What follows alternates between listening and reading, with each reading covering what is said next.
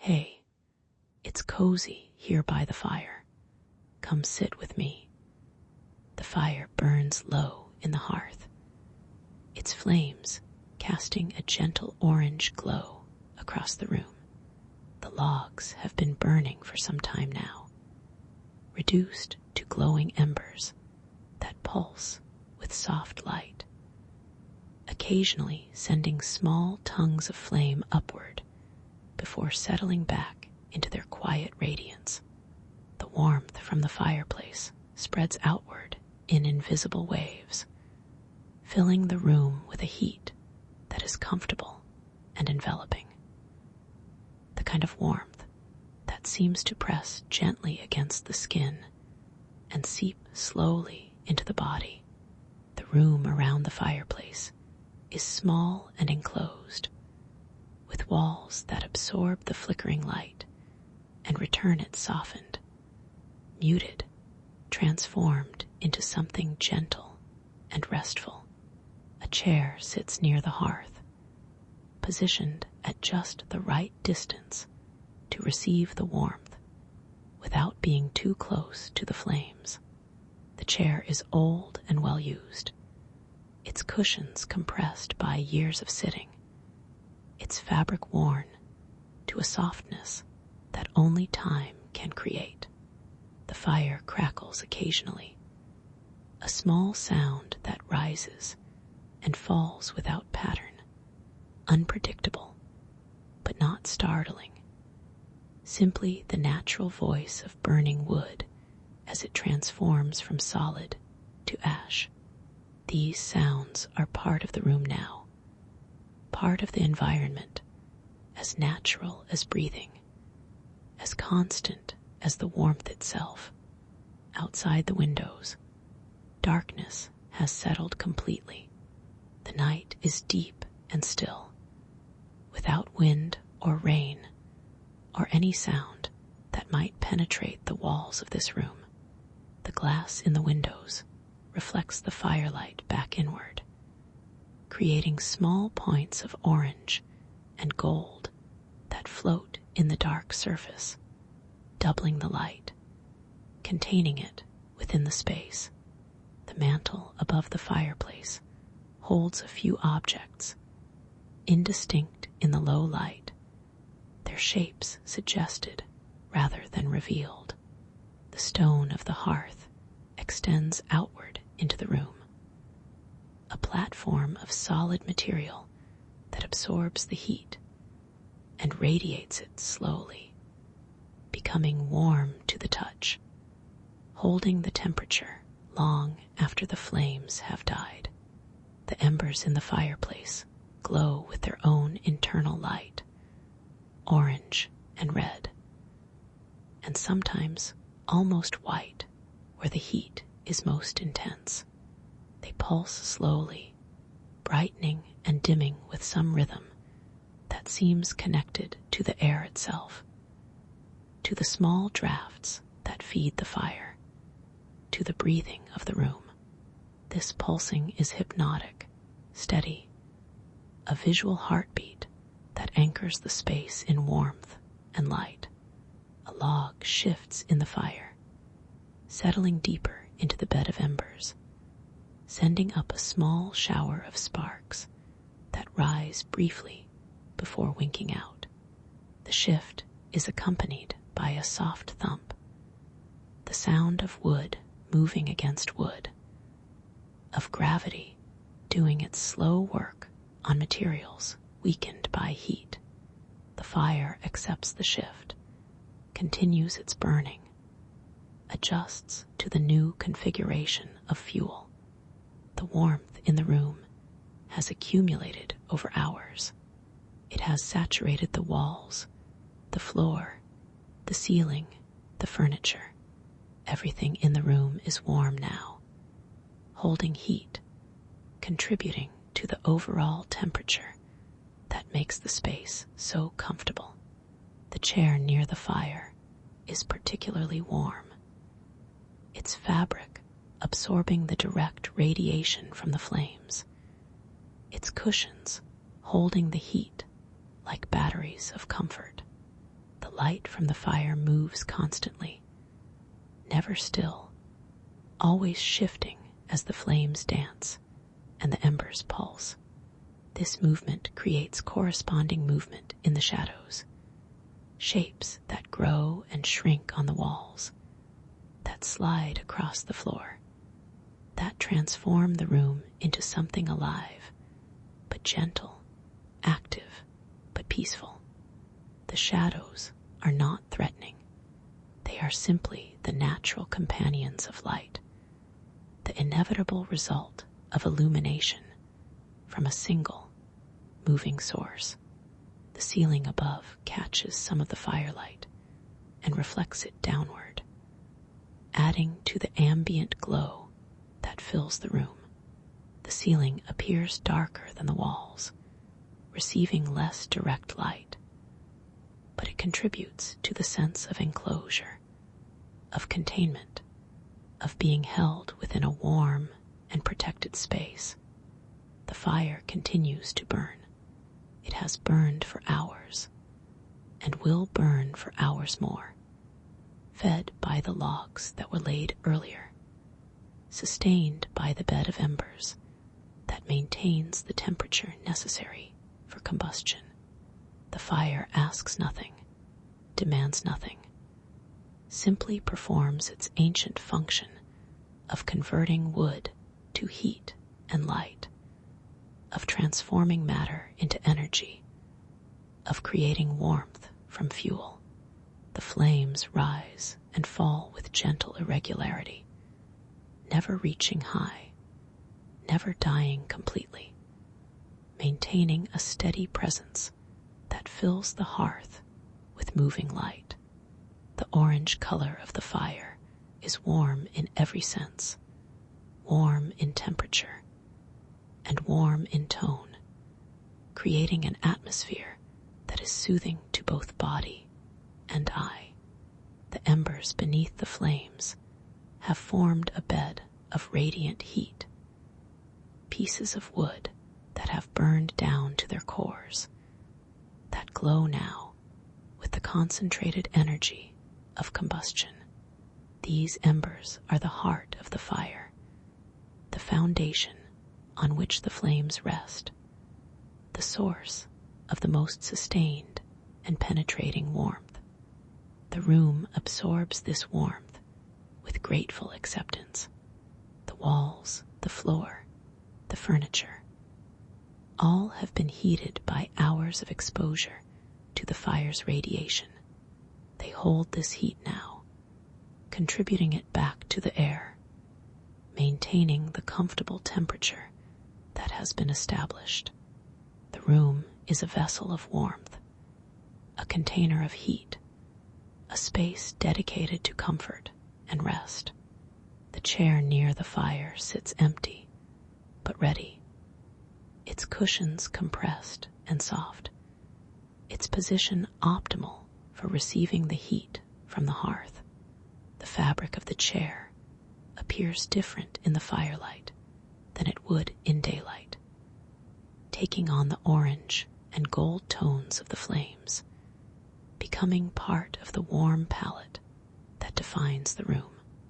A small sound emerges from the fire, a pop or a crackle, the result of moisture in the wood turning to steam and escaping through cracks in the burning logs. These sounds are random, unpredictable, but they have become part of the room's acoustic landscape, expected though not anticipated, natural though not constant. The window glass continues to reflect the firelight, creating a second fire that appears to burn in the darkness outside, a mirror image that exists only in the surface of the glass. This reflection adds to the sense of containment, of the room being complete in itself, of the warmth being held within the space rather than escaping into the cold night beyond. The night outside is very dark now, the darkness of late hours when the sky shows no light, when the world outside has settled into sleep, when only the most essential activities continue. This darkness makes the firelight seem brighter, more significant, more precious. The fire is the only source of light in this part of the world, the only warmth, the only movement. The logs in the fire have burned down considerably since they were first placed. Their shapes have changed. Their mass has diminished. Their structure has been transformed by the process of combustion. What were once solid pieces of wood are now collections of charcoal and ash, held together by the remnants of structure, glowing with the heat that continues to consume them. The warmth from the fire reaches every corner of the room. It has no barriers, no obstacles, no boundaries within the space. The warmth goes where it will, fills what it finds, saturates everything it touches. The room is uniformly comfortable, equally warm near the walls as in the center, equally heated in the corners as in front of the hearth. The flames continue their dance, a movement that is random but rhythmic, unpredictable but constant. They rise and fall, lean and straighten, brighten and dim, all in response to factors too subtle to perceive. Variations in airflow, differences in fuel density, changes in the geometry of the burning logs. This dance is eternal, or seems to be, continuing without pause, without end, without exhaustion. The mantle above the fireplace casts a shadow on the wall above it, a horizontal band of slightly darker space that marks the boundary between the hearth and the rest of the room. The objects on the mantel cast their own smaller shadows, shapes that move as the firelight moves, that grow and shrink with the flickering of the flames. The stone of the hearth has become very warm now, heated by hours of exposure to the fire. The stone holds this heat with geological patience, releasing it slowly into the room, contributing to the overall warmth that makes the space so comfortable. The hearth is a heat battery, storing energy during the burning and releasing it over time. The fire burns on, consistent and reliable, performing its function without thought or intention, simply existing as fire exists, transforming fuel to heat and light in the ancient process that has warmed human spaces since the beginning of time.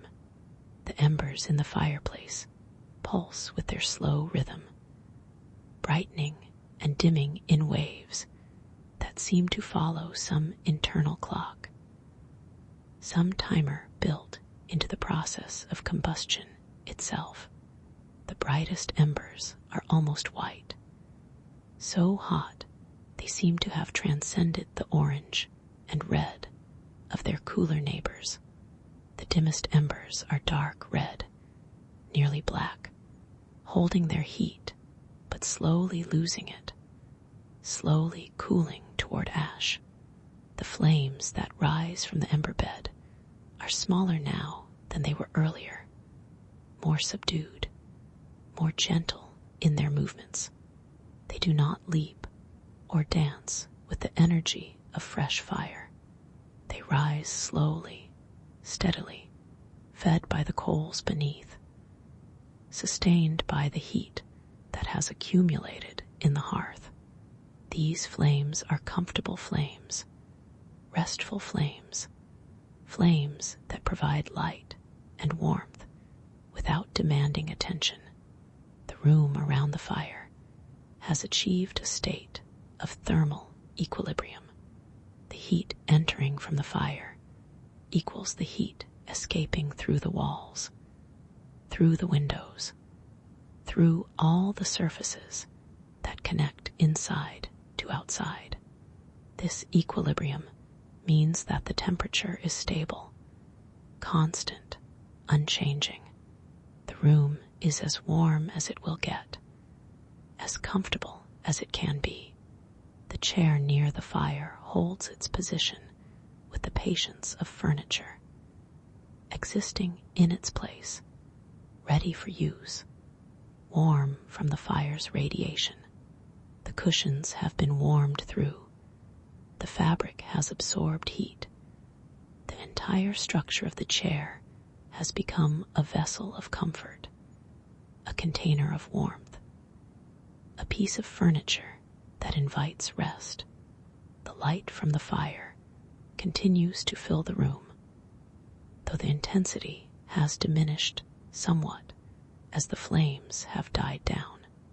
The light is softer now, more orange than yellow, more ember glow than flame bright. This softer light creates softer shadows, less distinct, more gradual in their transitions from light to dark. The sounds from the fire have become less frequent. The logs have burned past the point of active crackling, have settled into the quieter phase of ember burning, the phase where the wood is consumed more slowly, more silently, more completely. Occasionally, a small sound still emerges, a shift or a settle, but these sounds are rare now, interruptions in an otherwise silent burning. The night outside the windows remains dark and still. No sound penetrates from outside. No light competes with the fire's glow. The room exists in isolation, a warm bubble in the cold darkness, a lit space in the unlit world. This isolation is comforting, protective, a boundary between the comfort within and whatever exists without. The warmth continues to radiate from the fire, from the embers, from the hearth itself. This warmth has a physical presence, can be felt on the skin, can be sensed as a gentle pressure against the body. Moving closer to the fire intensifies this sensation. Moving away diminishes it. But nowhere in the room is the warmth absent. It fills every cubic inch of air, touches every surface, penetrates every material. The fireplace itself is a simple structure, stone and brick and mortar, designed for the single purpose of containing fire, of directing heat into the room, of providing a safe place for combustion. The design is ancient, unchanged for centuries, proven effective by countless fires in countless rooms over countless years. This fireplace performs its function as fireplaces have always performed their function, without improvement, without modification, without need of either. The flames flicker with a gentle rhythm that has become almost invisible through familiarity. The movement is constant, but no longer noticed, like the movement of breathing, like the beating of a heart. The flames simply are, simply exist, simply continue their endless dance of combustion and light. The mantle above the fire holds its objects in shadow and half-light. A clock might be there, or a photograph, or simply decorative items chosen for their appearance. The specifics do not matter in this light.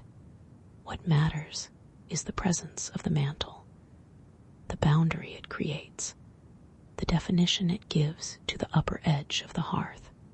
The ceiling catches the rising heat and holds it, creating a layer of warm air at the top of the room.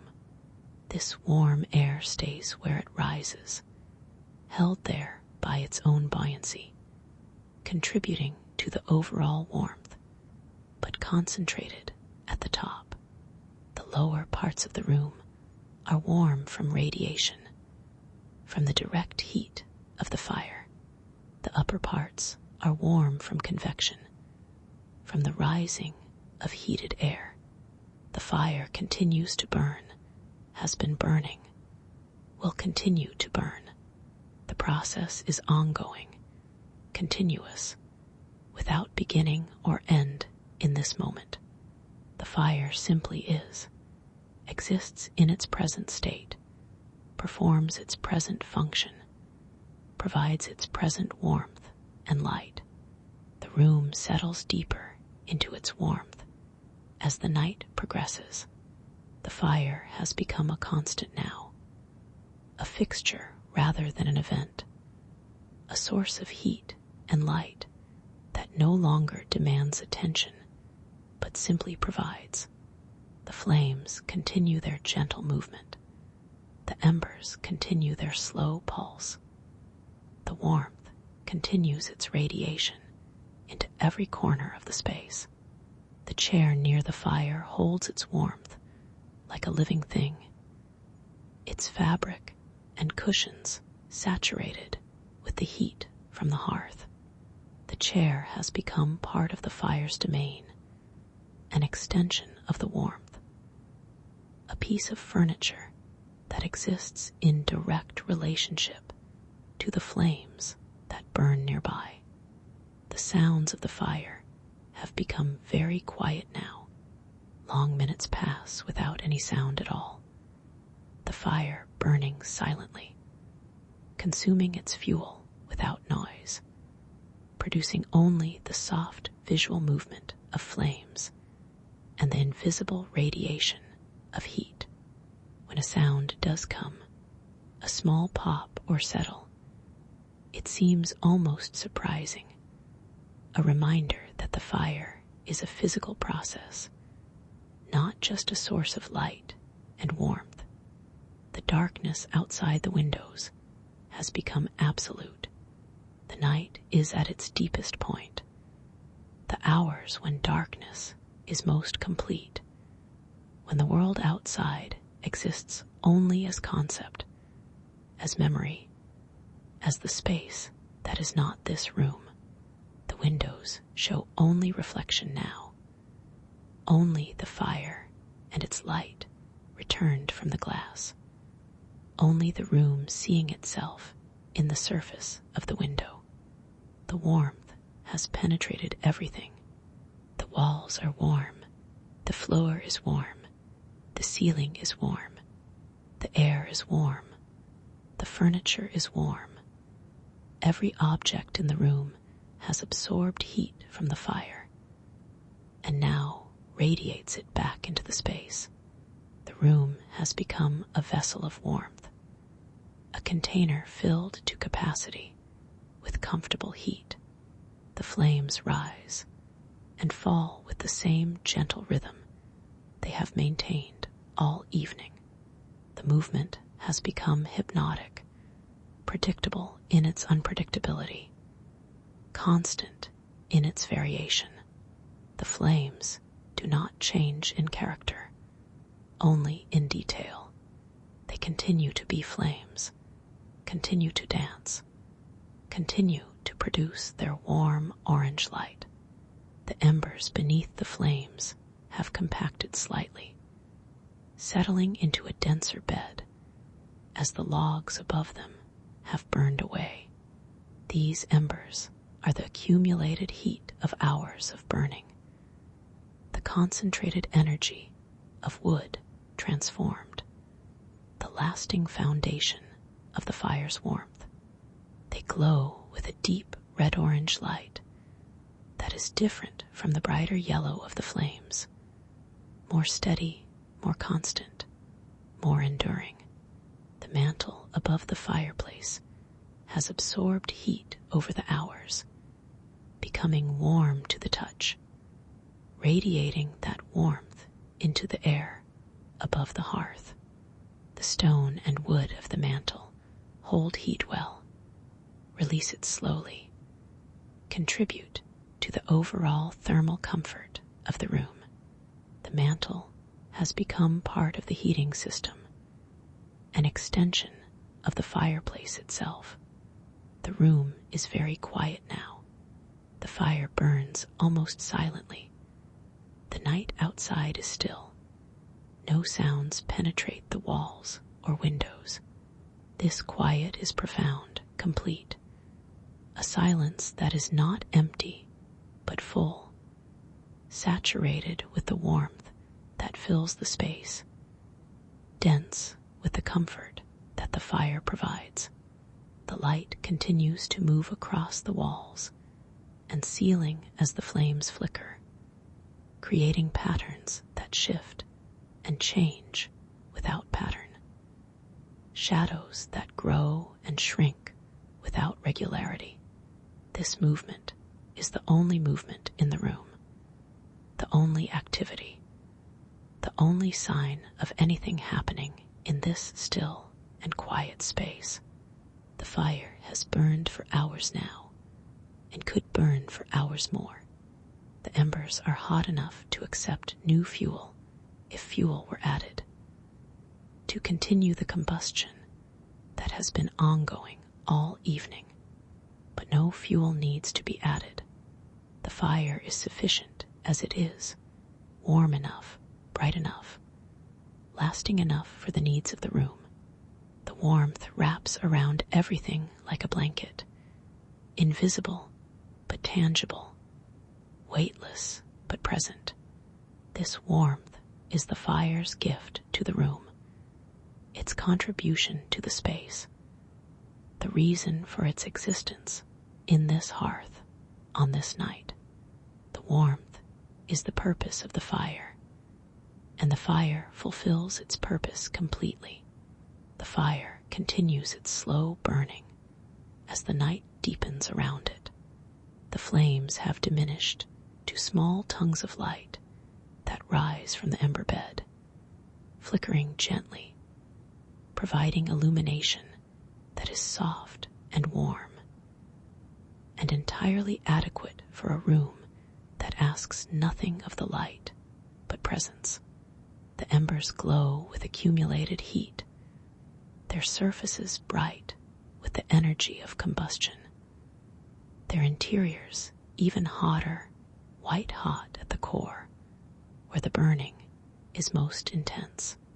These embers are the legacy of the logs that fed them, the transformed remains of wood that was once tree, once living, now reduced to this essential form of heat and light. The room around the fire has achieved a deep stillness. Nothing moves except the flames. Nothing sounds except the occasional quiet voice of the fire. Nothing changes except the slow transformation of fuel to ash. This stillness is not empty, but full, rich with warmth and light, dense with comfort and peace. The chair near the fire stands ready, its cushions soft and warm, its position perfect for receiving the heat from the hearth. The chair has been waiting all evening, has been warm all evening, has been ready all evening for the rest it was designed to provide. The windows show only the room reflected back to itself. The darkness outside is complete, impenetrable, offering nothing to see but the absence of light. The fire's reflection in the glass creates a second fire that seems to burn in the darkness, a mirror image that exists only as light on glass, beautiful but insubstantial. The warmth from the fire continues to radiate into the room, though the intensity has diminished slightly as the flames have died down. The embers now provide most of the heat. Their steady glow converting the last of the wood's energy into thermal radiation. This heat is gentler than flame heat, more subtle, more penetrating in its own way. The night outside must be very cold, but inside the room the temperature is perfect, maintained by the fire, sustained by the accumulated heat in the walls and floor and furniture. The contrast between inside and outside, between warm and cold, between comfort and discomfort, makes the room feel even warmer, even more precious, even more valuable as a space of refuge. The sounds of the fire have become very rare now. Long periods of silence are broken only occasionally by a small pop or settle. Sounds that no longer startle, but simply punctuate the quiet. Remind that the fire is a physical process, a real transformation of matter and energy occurring in this room. The light from the fire creates a small universe within the room, a space defined by illumination, bounded by the shadows that begin where the light ends. This universe is warm and safe and comfortable, a world unto itself, separate from whatever exists beyond its boundaries of light. The flames continue their gentle dance, rising and falling, leaning and straightening, brightening and dimming with the random rhythms of combustion. This dance has been going on all evening and will continue as long as fuel remains, as long as heat persists, as long as the conditions for fire are met. The mantle above catches the upward flow of warm air, deflects it into the room, contributes to the circulation of heat that keeps the space uniformly comfortable. The mantle serves its function silently, without notice, simply existing as a feature of the fireplace, a part of the system that brings warmth to the room. The ceiling holds the warmest air, the air that has risen from the fire, that has absorbed heat and floated upward as warm air does. This layer of warm air at the top of the room is part of the overall thermal pattern, part of the way the fire heats the space, part of the physics of warmth and comfort. The fire burns on, steady and patient, asking nothing, providing everything that can be asked of a fire: heat and light, warmth and illumination, comfort and peace. All flow from the flames and embers in the hearth. All fill the room with their presence. All contribute to the atmosphere of rest that pervades the space. The embers in the fireplace have reached a state of steady radiance, glowing with the concentrated heat of hours of burning, pulsing slowly with a rhythm that seems almost biological, like the breathing of some ancient creature made of heat and light. The brightest embers are small now, reduced by combustion to their essential cores, but they glow with an intensity that compensates for their size. The flames that rise from these embers are small and gentle, barely visible at times, then brightening briefly before subsiding again. These flames are the last expressions of active combustion, the final stages of the fire's transformation of wood to ash. They provide light, but little additional heat, the embers beneath them doing the real work of warming the room. The room has settled into a profound stillness that matches the quiet of the fire. Nothing moves, nothing sounds, nothing changes except in the slowest possible ways. The warmth has become a constant. The light has become a constant. The comfort has become a constant. The room exists in a state of equilibrium, balanced, stable, unchanging. The chair near the fire holds its warmth with the patience of objects, existing in its state of readiness, offering its comfort to anyone who might sit, but requiring nothing in return for its patient waiting. The chair is warm from hours of exposure to the fire, saturated with heat, comfortable in its very substance. The darkness outside the windows remains complete and unchanged. The night has not lifted, has not varied, has continued in its absolute absence of light. Inside the room, the fire provides all the light that exists, all the warmth that matters, all the comfort that is available in this time and place. The sounds of the fire have become very infrequent now. Minutes pass in complete silence, the fire burning without voice, consuming its fuel without comment. When a sound does emerge, a small shift or settle, it seems almost an intrusion into the silence, a reminder of process in a room that has forgotten process, that exists only in state. The warmth continues to radiate from the embers, from the hearth, from the accumulated heat in the walls and floor and furniture. This warmth is the fire's legacy to the room, the lasting contribution of hours of burning, the persistent comfort that remains even as the flames diminish. The light from the fire has taken on a deeper orange tone as the flames have died, and the embers have become the primary source of illumination.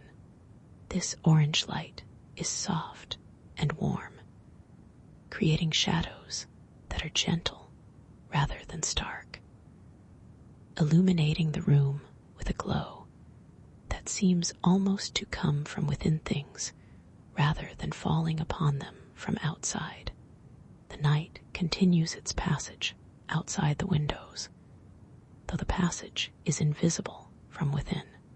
The darkness shows no change, reveals no movement, gives no indication of time. Inside the room, time itself seems to have slowed, stretched, become something different from the time that exists elsewhere. The fire has reached a point of sustainable stability. The embers are hot enough to maintain themselves for hours more, slowly cooling, slowly dimming, but slowly enough that the change is imperceptible from moment to moment. The fire will not go out soon. It will continue its quiet burning, its gentle warming, its soft illumination. The ceiling above reflects the firelight back down into the room, contributing to the ambient glow that fills the space. The ceiling has become warm from the rising heat, has absorbed some of the fire's energy, has become part of the thermal system that keeps the room comfortable. The walls of the room stand warm and solid, enclosing the space, containing the heat, defining the boundary between the comfort within and whatever exists without. The walls are allies of the fire, working with it to keep the warmth inside, to maintain the temperature, to preserve the comfort. The fireplace continues its function without change, without variation. without any sign of the hours that have passed since the fire was lit. The hearth holds its embers, the chimney draws its smoke, the mantel reflects its heat. The fireplace is a machine of comfort, simple and ancient and perfect in its design. The fire burns with quiet persistence as the night grows later and the world outside grows stiller. The flames have become small and occasional, rising briefly from the ember bed, flickering for a moment, then subsiding back into the general glow. The embers do the real work now, radiating heat steadily, maintaining the warmth that has accumulated in the room. The room itself seems to breathe with the fire, expanding slightly as the heat rises, contracting slightly as it dissipates, existing in a subtle relationship with the source of warmth at its center. This relationship is invisible but real. The room and the fire connected by the physics of heat, by the flow of energy, by the purpose they share of creating comfort. The chair near the fire has become so warm that it seems almost to glow with its own heat, though of course it does not. The warmth is in the fabric, in the cushions, in the wooden frame, absorbed over hours of exposure to the fire's radiation. The chair is a repository of comfort now, a storage device for warmth, ready to share its accumulated heat with anyone who might rest in it. The sounds of the fire have become extremely rare. The silence in the room is nearly complete, broken only at long intervals by the smallest sounds from the hearth, sounds so quiet they might be imagination, might be memory, might be the expectation of sound rather than sound itself. The darkness outside the windows has not changed and shows no sign of changing. The night is deep and complete, the darkness absolute, the world beyond the glass existing only as concept, as the absence of this room, as everything that is not here. The room contains all the light that matters, all the warmth that exists, all the comfort available in the present moment. The warmth continues to fill the room with its invisible presence. The air is warm, the surfaces are warm. Everything that can hold heat has absorbed it, and now radiates it back into the space. The room is a vessel of warmth, filled to capacity, stable in its temperature, comfortable in every corner. The light from the fire has dimmed to a soft glow that is more orange than yellow, more ember light than flame light. This glow creates a warm atmosphere, a visual warmth that complements the physical warmth, a color palette of oranges and reds and golds that soothes the eye as the heat soothes the body. The flames flicker occasionally, small tongues of light that rise and fall without pattern, without predictability, but also without surprise. The flickering has become expected, normal, part of the room's character. The flames are simply there, doing what flames do, existing as flames exist, providing what flames provide.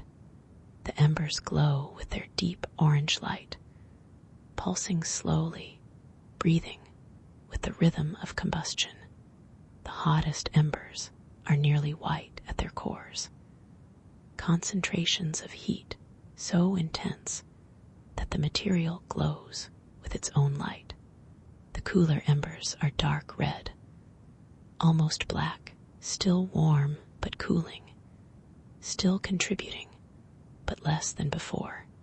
The mantle above the fireplace holds its position without change, defines its boundary without variation, casts its shadow without movement.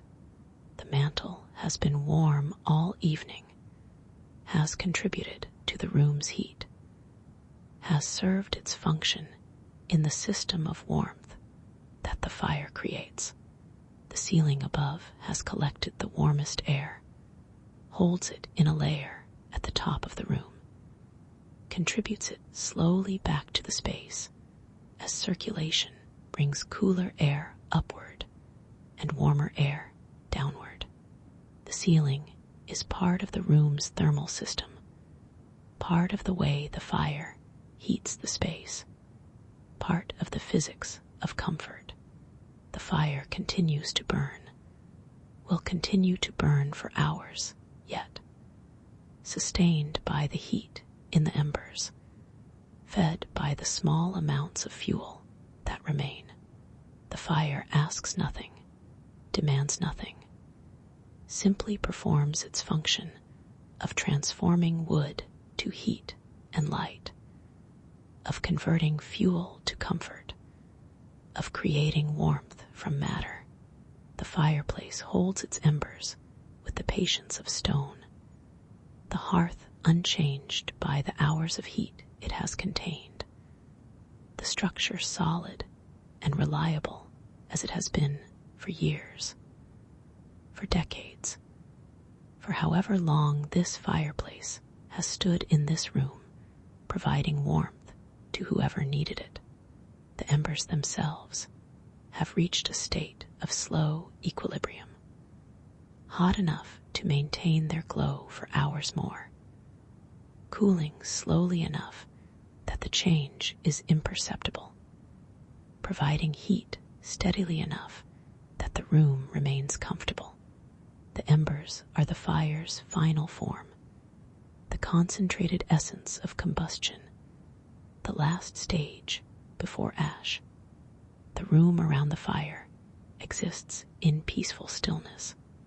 Nothing moves except the occasional flicker of flame. Nothing sounds except the rare, quiet voice of the fire. Nothing changes except in the slowest possible measures. The room has achieved a kind of perfection in its comfort, a completeness in its warmth, a fullness in its peace. The chair near the fire stands warm and ready, patient in its waiting, comfortable in its existence. The chair has been warmed by hours of fire, has absorbed heat into every fiber of its fabric, every cell of its stuffing, every grain of its wooden frame. The chair is warm not just on its surface, but through its entire structure, warm in a way that will persist even after the fire dies. The windows continue to show only reflection, only the room mirrored in glass, only the fire creating a second fire in the darkness beyond. The night outside remains complete, remains still, remains separate from this warm interior world. The windows are the boundary between comfort and whatever lies outside, between warmth and cold, between here and there. The warmth from the fire has reached every part of the room and saturated every surface. The walls hold heat, the floor holds heat, the ceiling holds heat. Every object in the room has absorbed warmth and now radiates it back into the space. The room has become warm in its substance, not just in its air, not just in its immediate environment, but in its very materials. The light from the embers casts soft shadows across the room, shadows that barely move, that change so slowly they seem not to change at all. These shadows are gentle, not dark, but simply less light, not threatening, but simply present. They give the room depth and dimension without creating any sense of darkness or concealment. The sounds of the fire have become so infrequent that silence has become the normal state. The room is quiet, profoundly quiet, filled with the absence of sound, as surely as it is filled with the presence of warmth. This quiet is restful, is peaceful, is the natural companion of the warmth and the soft light. The night outside continues, without change visible from within. Hours pass, or seem to pass. Time moves, or seems to move. But the darkness beyond the windows shows no variation, gives no indication of progress. The night is simply there, simply continuing, simply being what night is while the room inside continues being what it is. The fire maintains its state with admirable consistency. The embers glow, the occasional flame flickers, the heat radiates, the warmth fills. Nothing dramatic happens, nothing sudden or surprising. The fire simply continues, simply persists, simply performs its function, as fires have performed their function since the first fire was lit in the first hearth. The mantle above the fireplace has reached the same temperature as the rest of the room. Warm, but not hot, comfortable, but not uncomfortable. The mantle holds its objects, casts its shadow, defines its space. The mantle is part of the fireplace, as the fireplace is part of the room. All of it connected, all of it serving the single purpose of creating a warm and comfortable space. The ceiling closes off the room above, contains the warmth, completes the enclosure that makes the space a space. The ceiling has done its job all evening, has contained the heat that would otherwise rise and escape, has contributed to the maintenance of comfort that the fire provides. The fire burns on through the deep hours of the night, its flames reduced to small flickers that appear and disappear among the embers, its heat continuing to radiate into the room with steady persistence. The fire has become a background presence now, something that exists without demanding attention, something that provides without requiring acknowledgement. The room has achieved a state of thermal perfection, if such a thing can exist. The temperature is exactly right, neither too warm nor too cool, maintained by the balance between the heat from the fire and the heat escaping through the walls. This balance is delicate but stable, the result of hours of equilibration, the natural state of a room that has been warmed consistently for a long time. The chair near the fire holds its position with unchanging patience. The cushions remain compressed and soft. The fabric remains warm and comfortable. The structure remains solid and supportive. The chair exists in readiness, in availability, in the patient waiting that is the essence of furniture. The embers in the fireplace continue their slow pulse, their rhythm of brightness and dimness that seems connected to something larger than themselves, some cosmic cycle of heat and cooling that plays out on this small scale in this small space. The pulse is hypnotic, is soothing, is something that could be watched without boredom, without fatigue, without any need for variation. The darkness outside the windows has not changed, will not change until morning comes, exists in the same complete and absolute state it has maintained all night. The darkness is the backdrop against which the fire's light exists, the contrast that makes the warmth inside seem even warmer, the outside that defines the inside. The sounds of the fire have become so rare as to be remarkable when they occur. A small pop or settle might happen once in many minutes, a brief sound that rises from the hearth and then is gone, leaving the silence more complete for having been briefly broken. These sounds are the fire's last expressions, its quiet voice in an otherwise silent room. The warmth continues to fill the space with its invisible presence. The warmth is everywhere, in everything, part of everything. The walls are warm, the floor is warm, the air is warm. The warmth has no gaps, no holes, no places where it fails to reach. The room is uniformly comfortable, equally warm in every location.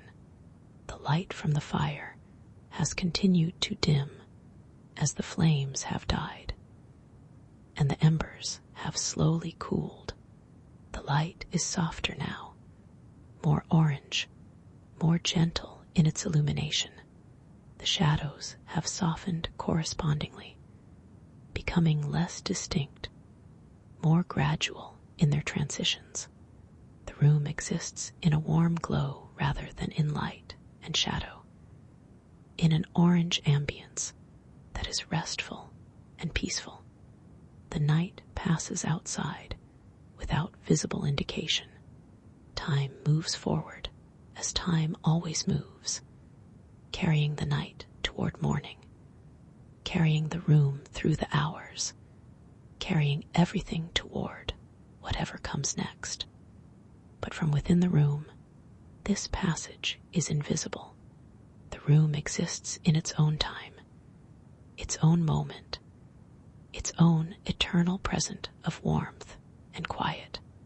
The fire will continue for hours, yet, sustained by the heat in the embers, by the slow combustion that continues even without visible flame. The fire asks nothing of the room, demands nothing of anyone, simply provides what it has always provided: warmth and light and comfort, the ancient gifts of controlled combustion. The mantle above the fireplace stands unchanged, holds its objects unchanged, casts its shadow unchanged. The mantle is a constant in a room of constants, a fixed point in a space of fixed points. Everything in the room exists in stability, in constancy, in the peaceful persistence of things that have found their proper places and their proper states. The embers in the fireplace have compacted into a dense bed of glowing coals, the accumulated residue of logs that have burned over the evening, the concentrated heat of hours of combustion. These embers glow with a deep orange light that pulses slowly, brightening and dimming with the rhythm of airflow, with the breathing of the fire itself. The room around the fire has become so accustomed to the warmth that the warmth has become invisible, has become simply the state of things, has become what is rather than something that has been created. The warmth is no longer noticed because it is everywhere, has been everywhere, will continue to be everywhere as long as the fire burns. The chair near the hearth holds its warmth with the same patience, it holds everything else. The chair does not tire of being warm, does not wish for variation, does not experience the passage of time as humans experience it. The chair simply is warm, simply remains warm, simply continues in its state of comfortable readiness.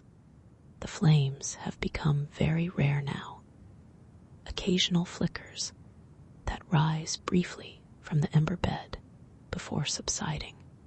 These flames are the last evidence of active combustion, the final expressions of fire before the embers take over completely. The flames provide little heat, little light, just the movement that reminds that this is fire, that combustion is occurring, that the warmth has a source. The silence in the room has become profound. Minutes pass without any sound at all. The fire burning silently, the room existing silently, everything in the space maintaining its position and its temperature without audible expression. This silence is not empty, but full, dense with warmth and peace, and the absence of anything that might disturb. The windows continue their reflection of the room, showing the fire and the chair and the walls and all the contents of the space doubled in the glass. The darkness beyond the windows is absolute, complete, offering nothing to see but the room's own image returned to itself. The windows are mirrors now, surfaces that define the inside by showing only the inside. The warmth radiates from the embers, from the hearth, from all the surfaces that have absorbed heat over the evening. This radiation is invisible, but tangible, can be felt on the skin, can be sensed as a pressure of comfort against the body. Moving in the room is moving through warmth, through comfort, through the accumulated heat of hours of fire. The night outside must be progressing toward morning, though no sign of this progression penetrates the room. The darkness remains dark, the stillness remains still. The separation between inside and outside remains complete. The room exists in its own time, its own cycle, its own relationship with the fire that warms it. The fire has become very quiet, very gentle, very consistent in its provision of heat and light. The dramatic phase is long past, the active burning completed, the flames and crackles and pops reduced to rare occurrences. What remains is the essence of fire, the core function, the simple provision of warmth from the combustion of fuel. The ceiling holds its layer of warm air, the air that has risen from the fire, that has collected at the highest point of the room. This air is warm, warmer than the air below, contributing to the overall thermal comfort of the space. The ceiling contains this warmth, keeps it from escaping, returns it slowly to the room as circulation moves air up and down. The walls stand solid and warm around the space, defining it, containing it, separating it from whatever exists beyond. The walls have absorbed heat from the fire, have become warm in themselves, have become contributors to the overall temperature of the room. The walls are allies of the fire, partners in the creation of comfort. The fireplace continues its function without change, without variation, without any sign of the hours that have passed. The hearth holds its embers. The chimney draws its minimal smoke. The mantel reflects its heat.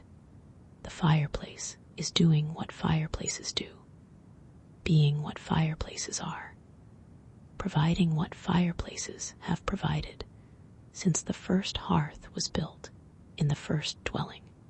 The fire has entered its final phase of burning, the phase where embers dominate and flames are rare, where heat continues but light diminishes, where the fire settles into its deepest and most sustained warmth. The embers glow steadily now, their pulse so slow as to be nearly imperceptible, their heat so constant as to seem eternal. The room receives this heat with the acceptance of a space that has been warm for hours, that has forgotten what cold feels like, that exists now entirely in the domain of comfort. The room does not actively absorb heat anymore. It simply maintains it, holds it, exists in equilibrium with it. The chair near the fire has become so much a part of the warmth that distinguishing between the chair and the warmth is difficult. The chair is warm. The warmth is where the chair is. The two have merged into a single experience of comfortable readiness. The chair waits without waiting, exists without expecting, holds its warmth without holding. The darkness outside the windows has begun to show the first signs of change. Though these signs are so subtle, they might be imagined rather than real. The absolute black has become slightly less absolute, the darkness slightly less dense, the night perhaps beginning its slow transition toward morning, or perhaps not. The change, if it exists, is imperceptible. The sounds of the fire have ceased almost entirely. The silence in the room is now complete, unbroken by any pop or settle from the hearth. The fire burns without voice, provides without comment, exists in perfect quiet. This quiet has become the normal state, the expected state, the state that would be noticed only if it changed.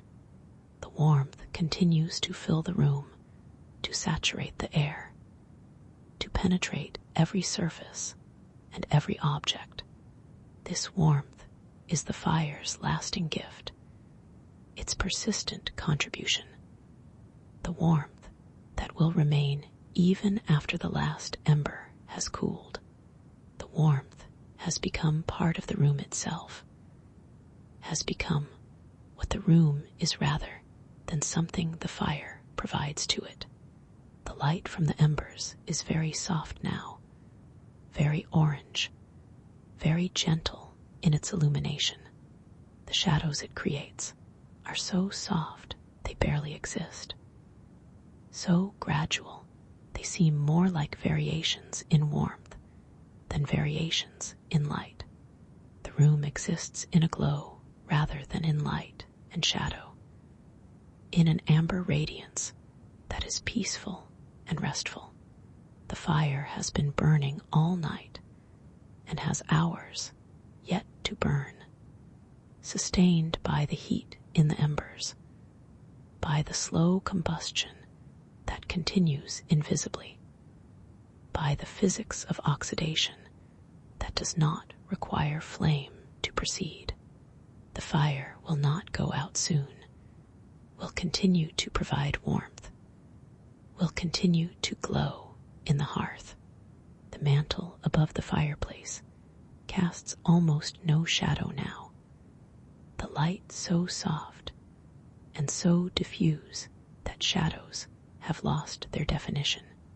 The mantel simply exists above the hearth, holding its objects, serving its function, being what mantles are in rooms with fireplaces that have burned all night. The ceiling holds its warmth. The walls hold their warmth. The floor holds its warmth. The room is a vessel of heat, a container of comfort, a space that has absorbed the fire's energy and now maintains it.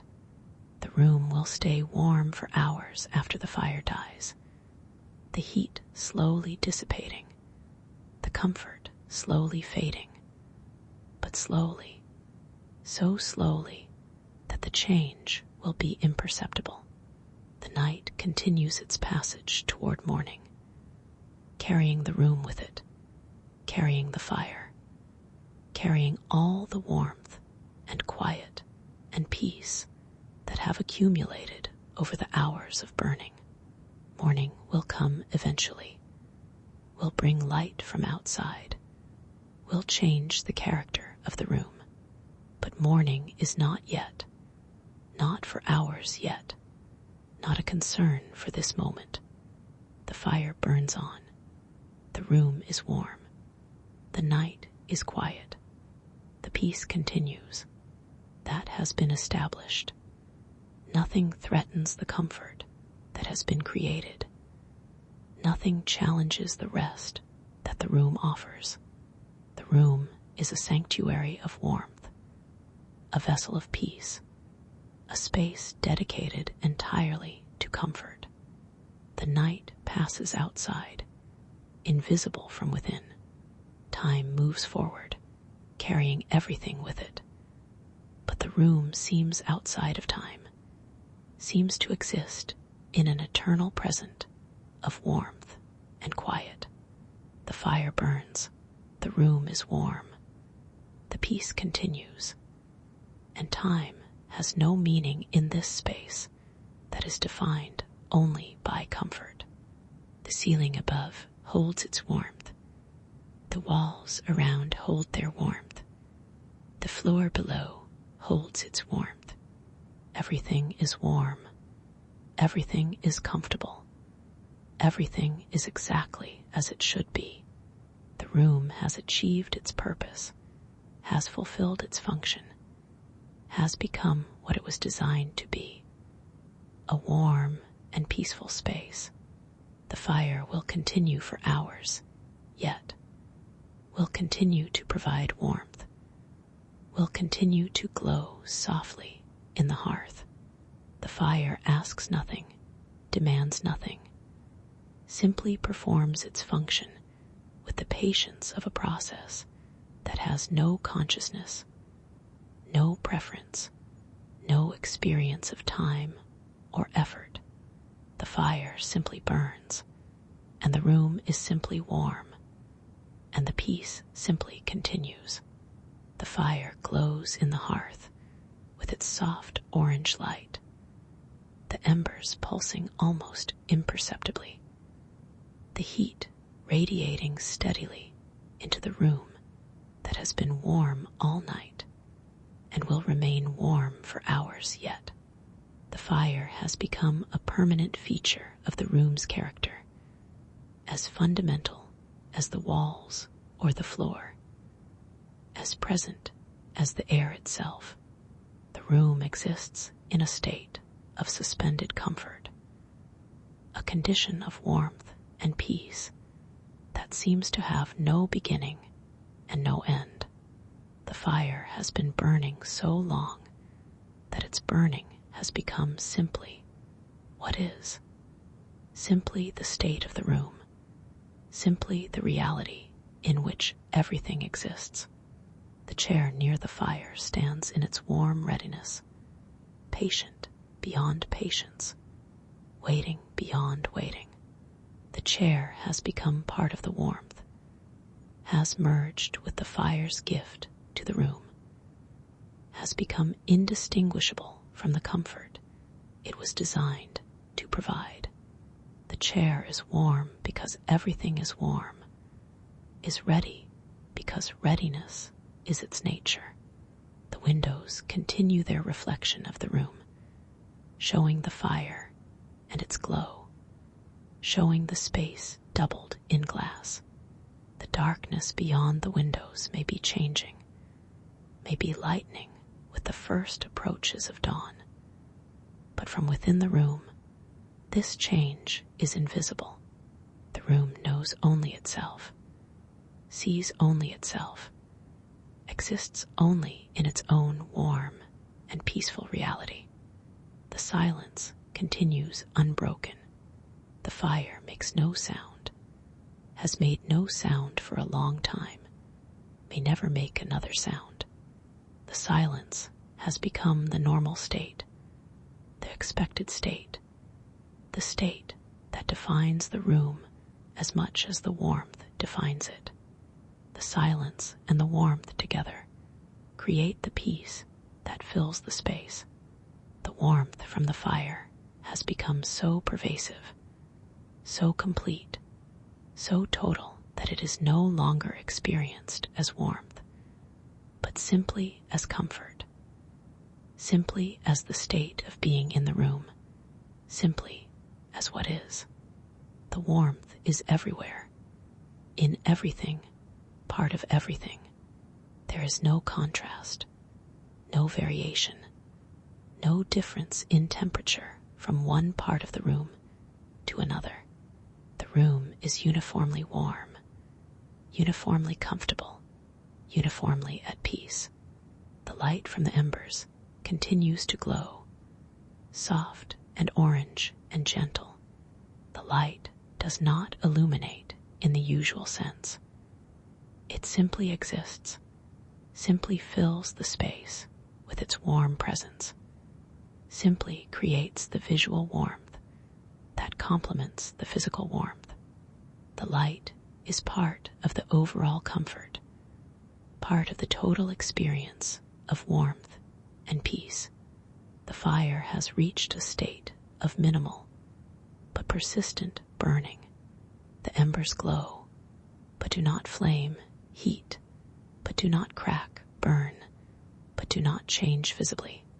The fire will continue in this state for a long time, slowly cooling, slowly dimming, but so slowly that the change is imperceptible from moment to moment. The night is passing, has been passing all along, will continue to pass until morning arrives and changes everything. But from within the room, the passage is invisible, is irrelevant, is something that happens outside the boundaries of warmth and peace that define this space. The room exists in its own time, its own reality, its own eternal present. The ceiling and walls and floor continue to hold their warmth, continue to radiate their absorbed heat back into the space, continue to contribute to the overall comfort that fills the room. The room is a thermal system, a balanced equation of heat input and heat output, a machine of comfort that operates without effort or attention. The fire burns on, the room stays warm, the peace continues. Nothing changes, nothing needs to change. Nothing will change until the fire finally dies and the room slowly cools.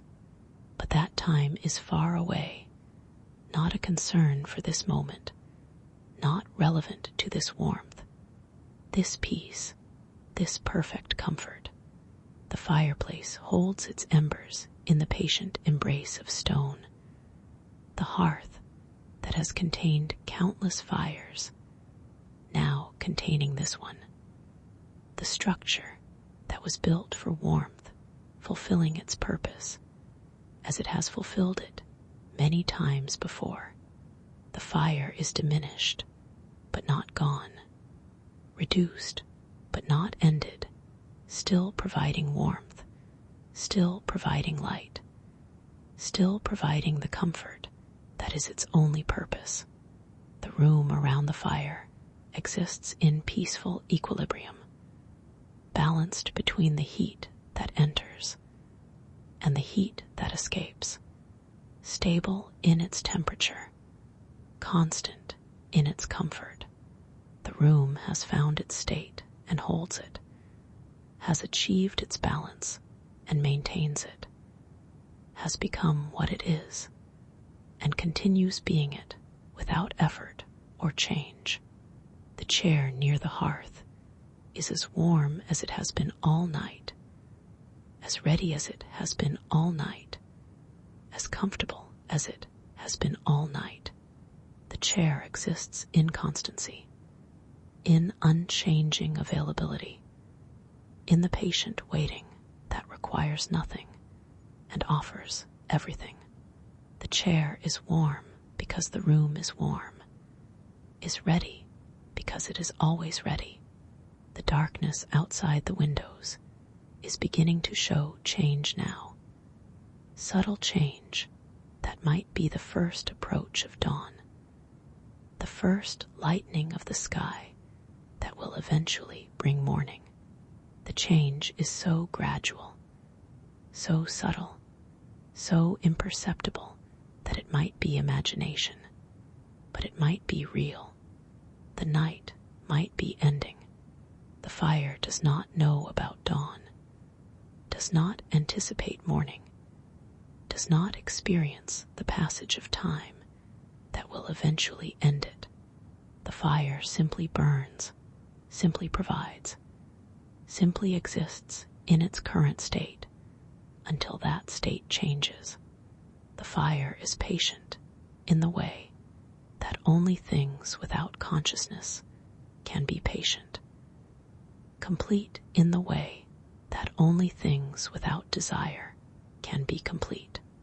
The warmth continues to fill the room, to saturate the air, to penetrate every surface. This warmth is the accumulated gift of the night's burning, the stored energy of hours of combustion, the lasting legacy of the fire. The warmth will persist after the fire dies, will slowly dissipate, but slowly, will continue to provide comfort for a long time yet.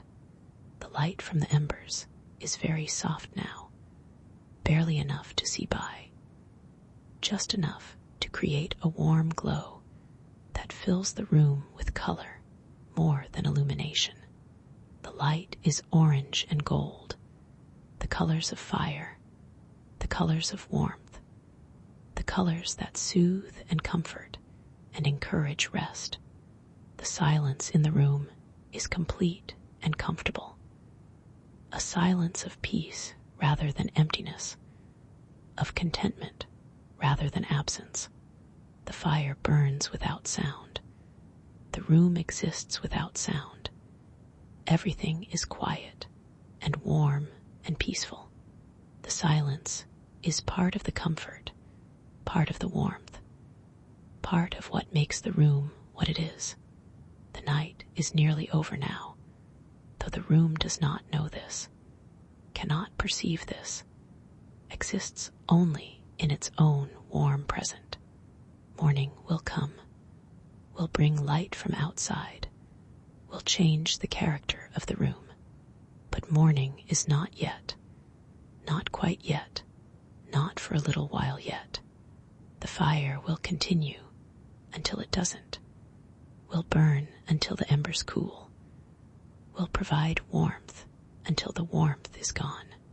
The fire has no preference, no attachment, no desire to continue or end. The fire simply is what it is, does what it does, provides what it provides for as long as it can provide it. The room holds its peace, holds its warmth, holds its comfort. The room is what it has been all night, warm and quiet and restful. The room will remain this way for a while yet, will continue to offer its warmth and peace, will be what it is until change comes. The fire glows, the room is warm, the night is quiet, the peace continues, and everything rests. everything is comfortable. Everything is at peace. The fire burns low in the hearth, its embers glowing with soft orange light, its warmth filling the room, its presence providing comfort without demanding attention. The fire has burned all night and will burn a little longer yet, patient and persistent, warm and quiet, simply being fire, simply providing warmth, simply existing in this room on this night. The room holds its warmth as it has held it all evening, all night, through all the hours that have passed since the fire was lit. The warmth has become the room's defining characteristic, its essential quality, its reason for being in this moment. The room is warm, and being warm is what the room does, what the room is, what the room provides. The chair near the fire continues its patient waiting, warm and ready, soft and available. The chair has been waiting all night without impatience, without expectation, without any sense of time passing. The chair simply exists in its state of readiness, offering comfort to whoever might seek it, providing warmth to whoever might rest in it. The embers in the fireplace pulse with their slow rhythm, the rhythm of cooling combustion, the rhythm of heat slowly dissipating, the rhythm of a fire in its final hours. The pulse is barely perceptible now. The changes so gradual, they seem not to be changes at all. The embers seeming to exist in a state of permanent glow.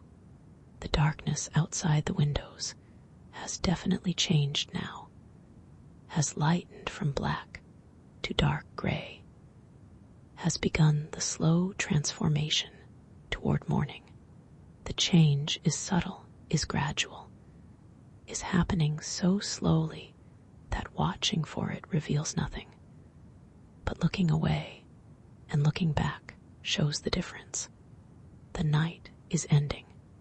The silence in the room continues unbroken. The fire burns without sound. The room exists without sound. The night passes without sound. This silence is the silence of peace, the silence of comfort, the silence of a space that has achieved its purpose and rests in the achievement.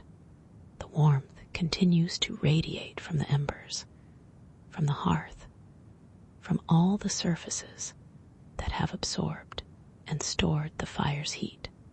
This warmth is the fire's gift to the room, the lasting contribution of hours of burning, the comfort that will remain after the visible fire is gone. The warmth is the purpose, the fire is the means, and the purpose has been achieved. The light from the embers is very soft and very orange, casting the room in a warm glow that complements the physical warmth with visual warmth.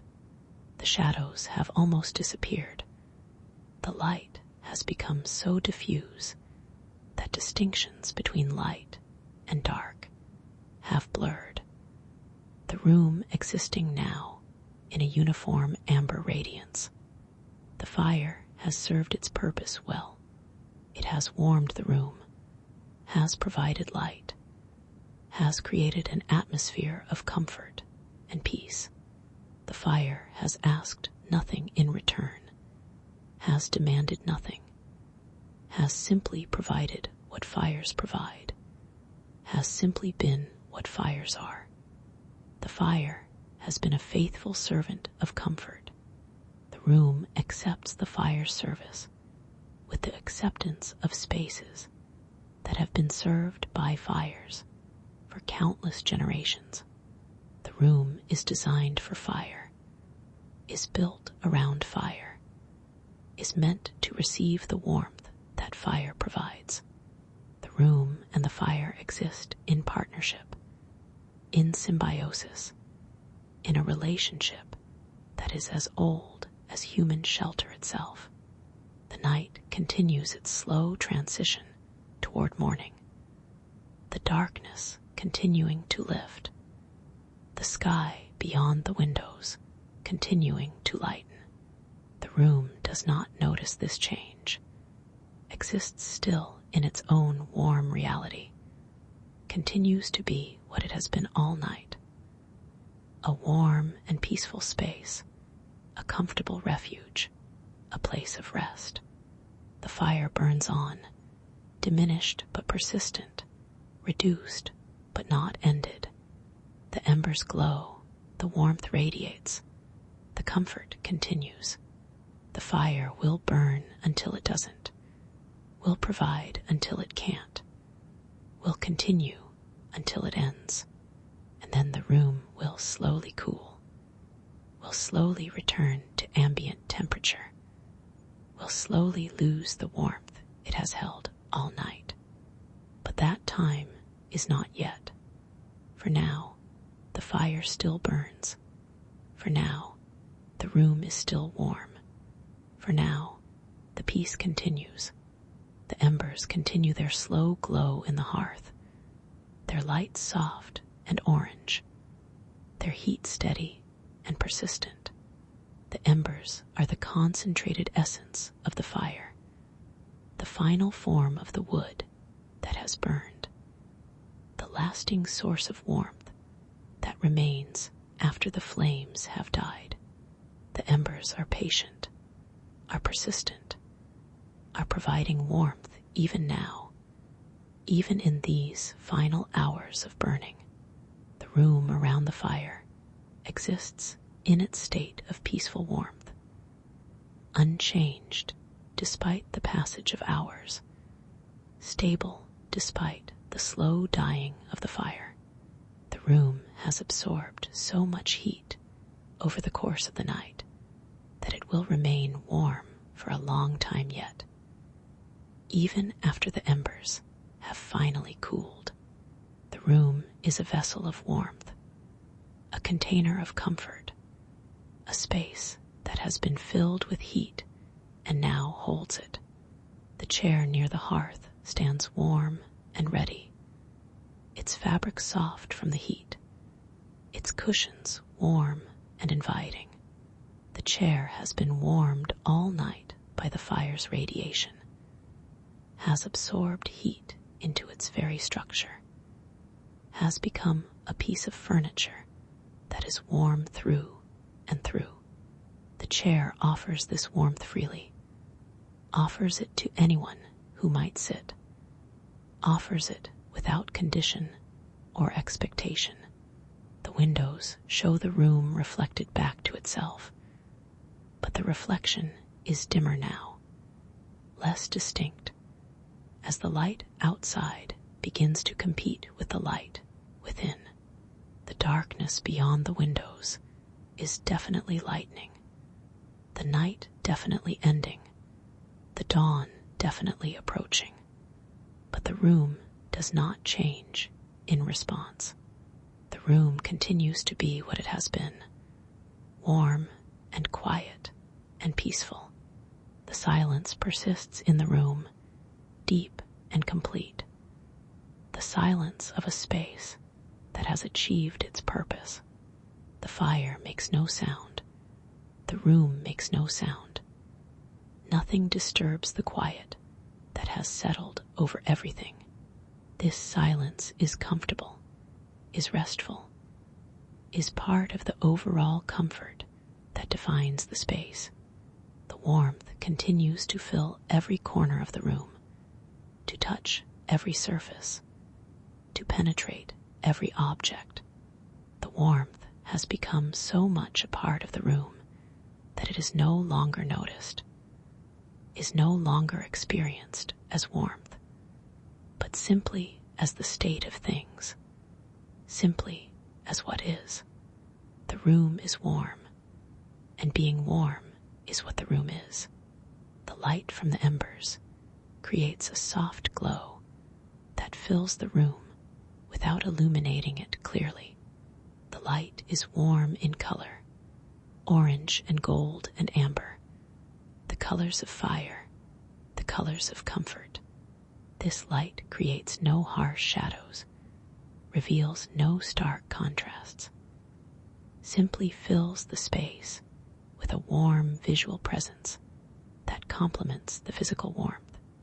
The fire continues to burn, slowly, quietly, persistently. The embers glow, the heat radiates, the warmth fills. The fire asks nothing, demands nothing, simply provides what it has always provided, simply does what fires do. The fire is doing its job, fulfilling its purpose, being what it is. The night outside is ending, the sky lightening, the darkness lifting. Morning approaches, though it has not yet arrived, not yet here, not yet changing the character of the room. For now, the room remains as it has been, warm and quiet and peaceful, lit by the glow of the fire, filled with the heat of hours of burning. The mantel above the fireplace holds its objects in the soft light, their shapes visible but indistinct, their presence part of the room's character. The mantel has been warm all night, has absorbed heat from the fire below, has become part of the thermal system that keeps the room comfortable. The mantel serves its function quietly, without notice, simply being part of the fireplace, part of the room, part of the warmth. The ceiling holds its layer of warm air. The walls hold their absorbed heat. The floor holds its conducted warmth. Everything in the room contributes to the overall temperature. Everything participates in the comfort. Everything works together to maintain the warmth that the fire has provided. The room is a system, a machine of comfort, operating quietly and efficiently to keep the space warm and peaceful. The fire burns on. The room stays warm. The night ends slowly. The peace continues. The hearth holds its embers with the patience of stone, the same patience it has shown through countless fires, the same steadfast containment it has provided since it was built. The hearth is warm from hours of exposure to the fire, is radiating heat back into the room, is contributing to the overall comfort that fills the space. The hearth is doing what hearths do, being what hearths are, serving the purpose for which it was designed. The room exists in its warm equilibrium, stable and comfortable, unchanged by the passage of hours or the slow dying of the fire. The room has found its state and holds it, has achieved its balance and maintains it, has become what it is, and continues to be it without effort or change. The room is warm, is quiet, is peaceful, is exactly what a room with a fire should be. The chair near the fire holds its warmth and its readiness, patient and available, comfortable and inviting. The chair has been part of the room's warmth all night, has shared in the fire's gift, has become a vessel of comfort in its own right. The chair waits without waiting, offers without expecting, exists in its state of permanent readiness. The embers in the fireplace glow with their soft orange light, pulsing almost imperceptibly, radiating heat steadily, providing warmth persistently. The embers are the fire's final expression, the last form of the wood that was burned, the concentrated essence of combustion. The embers will continue to glow for hours yet, will continue to provide warmth, will continue to be the heart of the fire that remains. The silence in the room is complete and comfortable, the silence of peace and rest, the silence that belongs in a warm room on a quiet night. Nothing sounds, nothing stirs, nothing disturbs the deep quiet that has settled over everything. This silence is part of the comfort, part of the warmth, part of what makes the room what it is. The darkness outside the windows continues to lift, the night continuing to end, the morning continuing to approach. The sky is gray now, lighter than black, the darkness of night giving way to the grayness of dawn. The room does not notice this change, or if it notices, does not respond. The room remains what it has been, warm and quiet and peaceful. The warmth fills the room completely, uniformly, without variation or gap. Every corner is warm, every surface is warm, every cubic inch of air is warm. The warmth is the room's defining feature now, its essential quality, its reason for being. The room is warm because the fire has made it warm, and the room will remain warm because the room has absorbed the fire's heat and holds it. The light from the embers is very soft now, barely more than a glow, just enough to give the room a warm color without really illuminating it.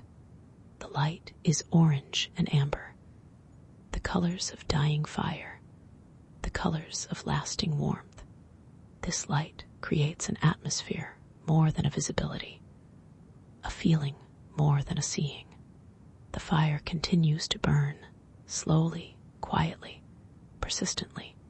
The process is ongoing, will be ongoing for hours yet, will continue until the embers finally cool and the fire finally ends.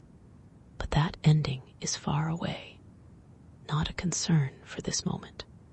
For now, the fire burns. For now, the room is warm. For now, the peace continues. The night is ending outside. But inside the room, time seems to have stopped, seems to have become something other than time, seems to have become simply the eternal present of warmth and comfort. The room exists in its own time, its own reality, its own peaceful state that has no beginning and no end. The fire glows in the hearth. The warmth fills the room. The quiet holds. The comfort persists. Everything is at peace. Everything is warm. Everything continues as it has continued all night, will continue for a while yet, exists in the state of rest that defines this space. The room rests. The fire provides. The peace continues, warm, quiet, restful, at peace. The fire continues its quiet burning as the hours pass, and the night slowly transforms into morning. The embers glow with their soft orange light, steady and persistent, radiating the accumulated heat of the nights, burning into the room that has been their companion through all the dark hours. The room receives this heat with the same acceptance it has shown all night, absorbing warmth, holding warmth, being warm. The room has become so saturated with the fire's heat that it seems to generate warmth of its own, seems to be warm independent of the fire, seems to have absorbed the essence of fire into its very structure. The chair near the hearth stands in its state of permanent readiness, warm and soft, comfortable and available. The chair has been warmed through the night, has absorbed heat into every fiber, has become a repository of comfort that will remain warm long after the fire dies. The chair offers its warmth without condition, offers its comfort without expectation. The windows show the gradual lightening of the sky beyond, the transformation from night to dawn that is happening outside the warm enclosure of the room. The glass still reflects the fire's glow, but the reflection is fainter now, competing with the growing light from outside.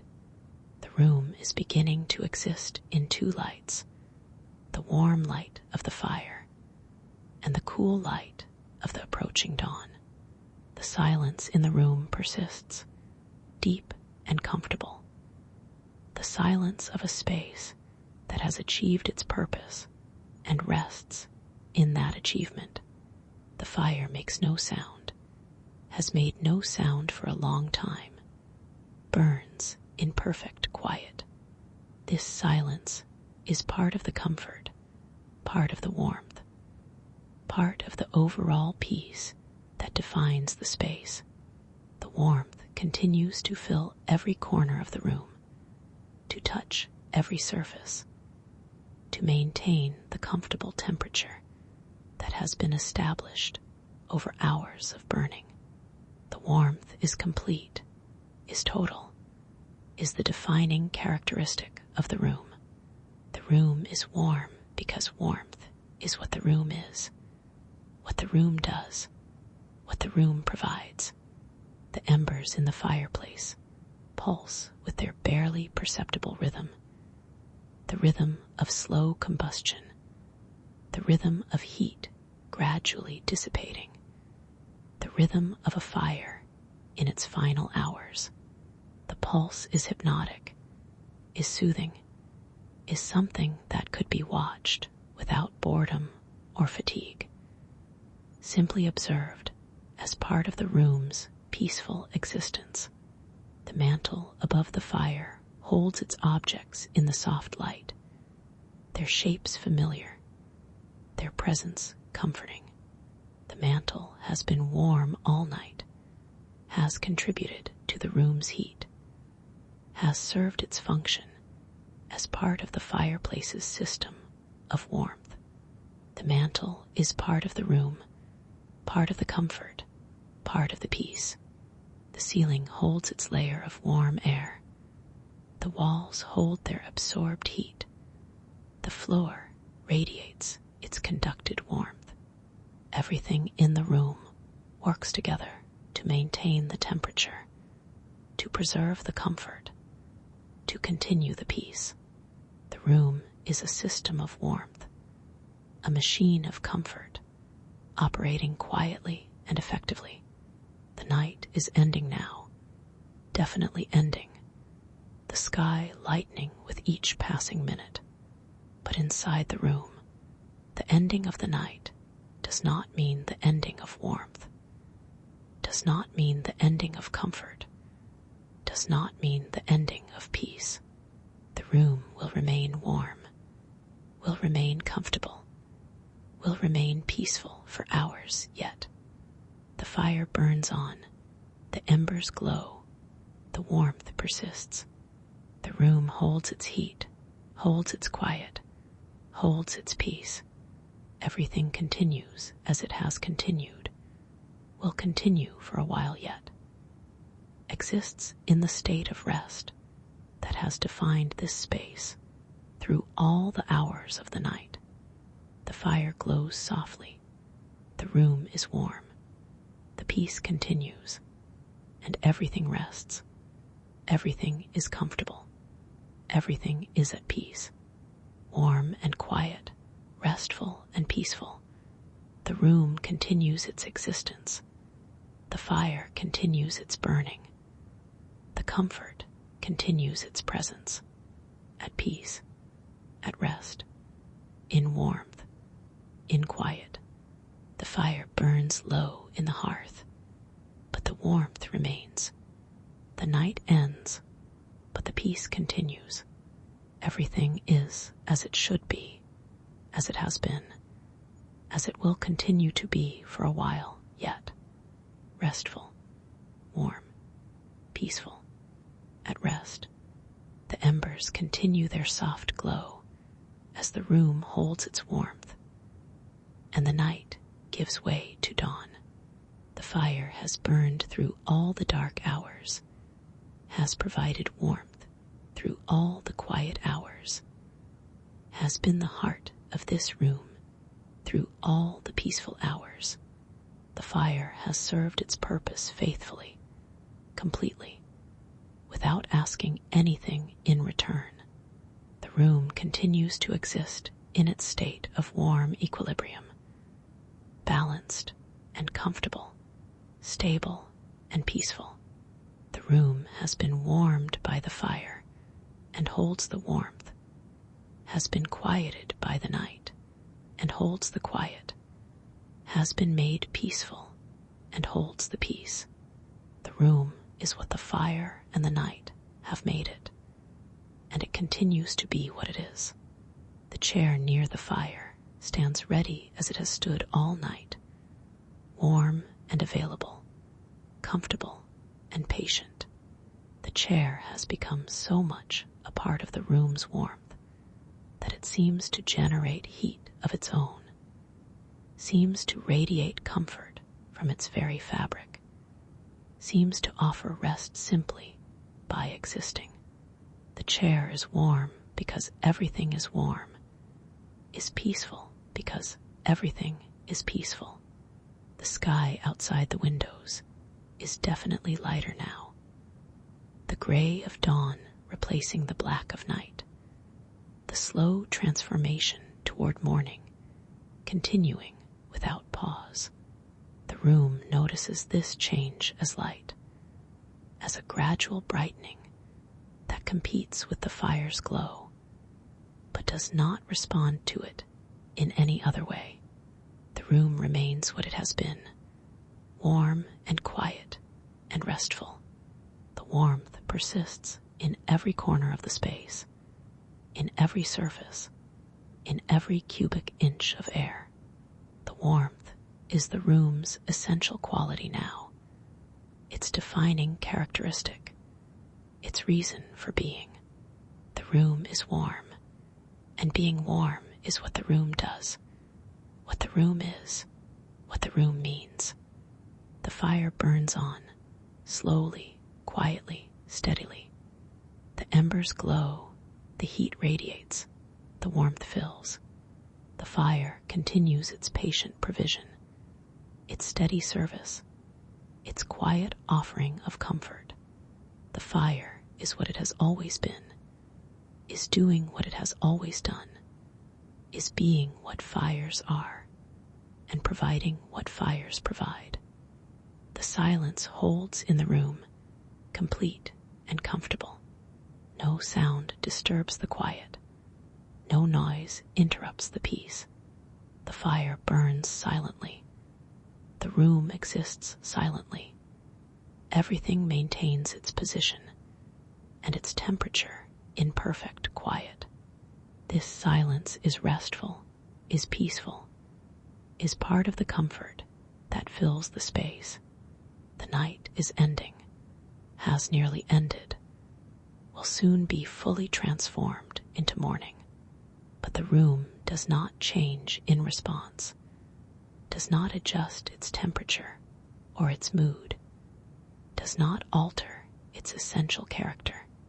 The room remains warm, remains quiet, remains peaceful, regardless of what happens in the sky beyond its windows. The fire glows in the hearth, soft and orange, warm and steady. The embers pulse with their slow rhythm, barely perceptible, endlessly patient.